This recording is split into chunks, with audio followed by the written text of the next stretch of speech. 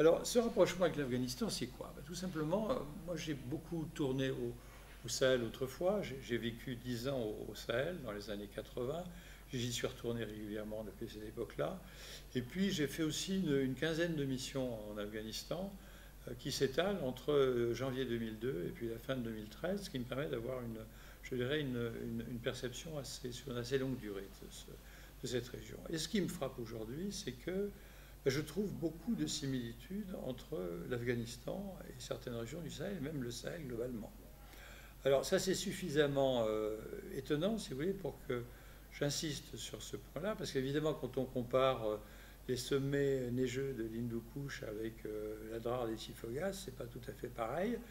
Les cultures sont très différentes, il n'y a pas eu de contact culturel. Mais qu'est-ce qu'on remarque? Bon, on remarque un certain nombre de points qui sont très inquiétants, qui sont communs à ces deux régions. Le premier, c'est que ces pays sont dans une impasse démographique. Je reviendrai un petit peu là-dessus. Mais on a des taux de croissance démographique qui sont supérieurs à 3%, qui ne ralentissent pas et au contraire qui s'accroissent. Donc on est dans des situations qui sont dramatiques, d'autant que cette impasse démographique s'inscrit dans un contexte de stagnation ou même de dégradation agricole. Stagnation agricole parce que les investissements n'ont pas été faits, parce qu'on a des phénomènes de surpopulation rurale et avec ça des phénomènes de dégradation environnementale qui sont très préoccupants. On a derrière ça évidemment un chômage de masse parce que les emplois ne pourront pas se trouver dans l'agriculture sauf dans des domaines qui sont des domaines qui relèvent de l'activité illicite. Et ce n'est pas l'industrie afghane ou l'industrie du Sahel qui va créer les emplois pour les jeunes qui arrivent sur le marché du travail. Donc on a aussi une impasse en termes de développement des emplois. Dans ce contexte, on a une perte d'espoir des jeunes qui se trouvent marginalisés, sans perspective de gain pour gagner leur vie, sans perspective pour s'insérer socialement, ils ne peuvent même pas se marier, ils n'ont pas de quoi, et soumis à des tentations qui sont les tentations de l'économie grise, de l'économie illicite, des trafics, etc. Derrière ça, on a quand même des phénomènes qui sont également une société qui est très hétérogène. En Afghanistan, dans le Sahel, on a des sociétés qui sont avec une grande hétérogénéité ethnique, une grande diversité religieuse, et puis ces phénomènes qui étaient gérés de façon relativement souple et douce, je dirais, dans le passé. Lorsqu'il y avait un heurt, ça se réglait à coups de flèche ou à coups de bâton. Eh bien, les différents groupes ethniques, religieux, etc., se sont armés parce que la Kalachnikov circule partout. Et puis les frictions entre ces groupes se sont accentuées. Pourquoi? Tout simplement parce que la démographie fait que, je dirais, la lutte pour les terres, la lutte pour l'eau devient beaucoup plus aiguë qu'elle n'y était il y a 30 ou 40 ou 50 ans. Alors, en même temps, on retrouve dans ces deux cas, en Afghanistan et dans le Sahel, on retrouve une très grande faiblesse de l'État. L'État, en dehors des villes et en dehors des bourgades rurales d'une certaine importance, il est absent. Il est absent, ou s'il est présent, il est extrêmement corrompu finalement.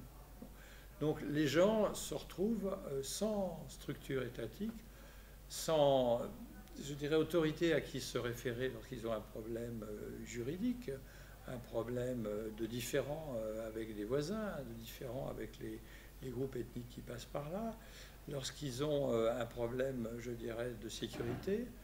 Et donc, ils font plutôt appel je dirais, à des systèmes qui relèvent du système mafieux, comme on a connu en Sicile dans la grande époque, à savoir, on va s'adresser aux parrains, faute de pouvoir trouver une solution avec les services de l'État et la justice officielle. Donc on a, dans tout ce contexte-là, donc une grande faiblesse générale de l'appareil d'État. L'armée est faible, finalement. La gendarmerie est pratiquement inexistante sur le terrain. Elle a très très peu de moyens. Ils n'ont pas d'essence pour se déplacer. Et au milieu de tout ça, la justice est inexistante, ou bien on peut acheter sa décision de justice. Et donc, je dirais, il y a une très grande tentation à se reposer sur d'autres systèmes qui sont des systèmes informels et qui très vite tournent au système mafieux. Et puis au milieu de tout ça, on a des environnements régionaux qui sont très préoccupants. On a les territoires du nord-ouest pakistanais qui ont été des zones de non-droit depuis des décennies. Et puis maintenant au Sahel, on a tout le sud libyen qui est une zone d'un endroit où personne ne peut rentrer.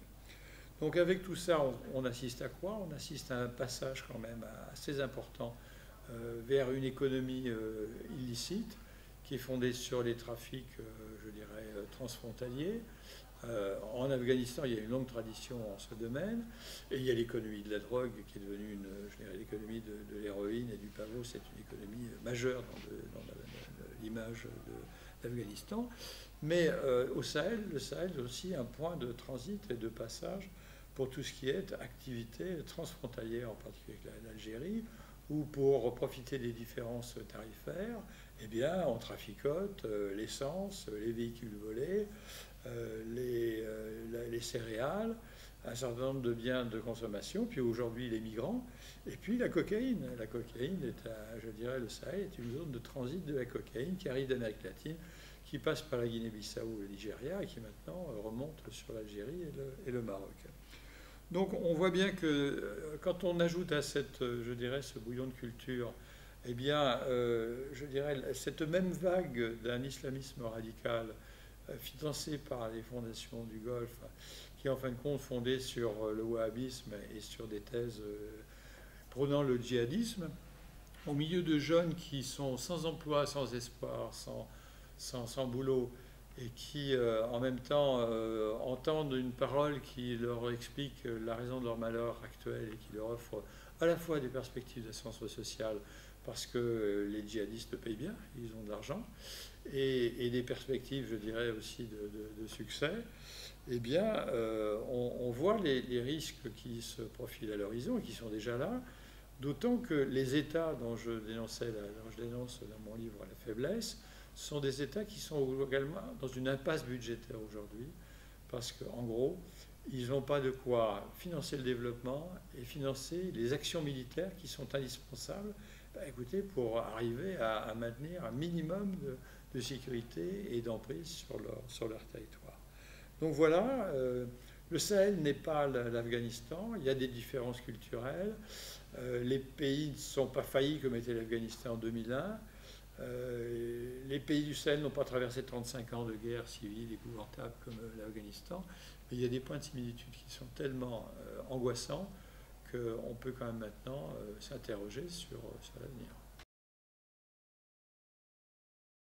Je regarde un peu l'Afrique qui ne gagne pas plutôt que l'Afrique qui gagne, et on voit quand même des facteurs, si vous voulez, qui sont globalement, qui sont très positifs par certains côtés, mais qui sont également... Donc, si vous voulez, moi j'essaie de prendre une vision qui n'est pas afro-pessimiste, c'est pas du tout ma tasse de thé, qui n'est pas non plus afro-optimiste, parce que je pense qu'on est allé beaucoup trop loin dans l'optimisme récemment, mais qui est une vision réaliste. Donc je regarde les chiffres, je regarde les grandes tendances, je regarde un certain nombre de phénomènes qui sont pour moi quand même très inquiétants. Je note d'abord que l'Afrique qui gagne, et il ne faut pas, je dirais, sous-estimer les progrès qui ont été accomplis. Effectivement, les taux de croissance depuis une douzaine d'années sont tout à fait remarquables et laissent des traces. Bon, laissent des traces en ce sens que les secteurs sociaux s'améliorent, il y a une petite classe moyenne qui se met en place, même s'il y a encore des zones de pauvreté absolument abominables. Et ce que je remarque, c'est que même ces pays qui gagnent ont un mode de croissance qui n'est pas inclusif comme il le faudrait, parce que la croissance repose très largement sur les exportations de matières premières. Tout ça a été boosté par le boom de ces 10 dernières années avec la croissance de la Chine. Aujourd'hui, on fait face à un retournement de conjoncture qui risque d'être durable si j'en crois les experts. Et sur ce plan-là, on voit bien que ce type de développement, fondé sur les matières premières et fondé sur l'agriculture qui est quand même largement stagnante, eh bien, ce type de développement, il ne crée pas des emplois à la hauteur des défis démographiques. Donc même dans les pays qui gagnent, on a quand même un problème de création d'une masse de sous-employés, de chômeurs ou de semi-chômeurs, semi-alphabétisés, semi-éduqués, qui sera une masse qui est au moindre retournement politique, au moindre retournement sécuritaire, une masse qui peut être manipulée et faire l'objet de graves problèmes, d'autant que ces pays ont une construction sociale qui est très hétérogène, avec là aussi énormément de groupes ethniques, des religions différentes, et un alignement, je dirais, politique qui est très largement axé sur l'origine ethnique des individus, ce qui crée des tensions et des problèmes, et finalement qui constitue une très grande fragilité vis-à-vis des métastases qui peuvent venir des pays qui sont en crise. Alors, ce problème démographique aujourd'hui est fondamental parce que l'Afrique connaît, c'est vraiment un caractère commun à tous les pays africains. Sauf peut-être, bon, évidemment, l'Afrique du Sud et puis quelques pays de l'Afrique australe, je dirais, n'a pas encore engagé sa transition démographique. Et ça, là, c'est l'exception mondiale, parce que ce soit l'Amérique latine, que ce soit l'Asie du Sud, l'Asie de l'Est, le Moyen-Orient, tous ces pays-là ont engagé une transition démographique qui est plus ou moins aboutie, mais qui, je dirais, parvient aujourd'hui dans la plupart de ces pays, y compris les pays musulmans durs, à des taux de croissance démographique qui sont, à des taux de fécondité qui sont maintenant de l'ordre de 2,2, 2,3. Et donc on arrive je dirais, à cette transition démographique. Bon. Or l'Afrique, je dirais, rares sont les pays, très rares sont les pays dont le taux de fécondité est inférieur à 4 ou 4,5. Et aujourd'hui, ce taux de fécondité, il stagne, et même dans certaines régions, il augmente. Donc on voit bien que même dans les pays les plus développés, les plus urbanisés, cette transition démographique est aujourd'hui bloquée. Donc ceci pose un problème d'emploi, un problème social parce que le coût de l'enseignement, le coût des services sociaux est budgétairement insupportable. Et ça explique le mauvais niveau général, je dirais, de ces enseignements et de ces services sociaux, tout simplement parce que budgétairement, même en consacrant par exemple plus de 20% du budget à l'éducation nationale, eh bien les conditions d'enseignement sont lamentables. Et on est là dans un cercle vicieux où la misère de l'enseignement fait qu'on ne prépare pas les générations au type d'emploi qualifié dont ils auront besoin.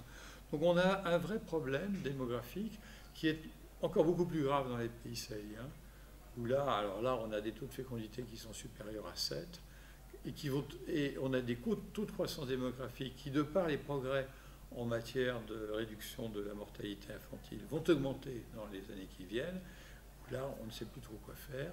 Et ce qu'il faut noter, avec beaucoup de regrets, c'est le désintérêt total de l'aide internationale vis-à-vis des problèmes de planning familial et de ces questions.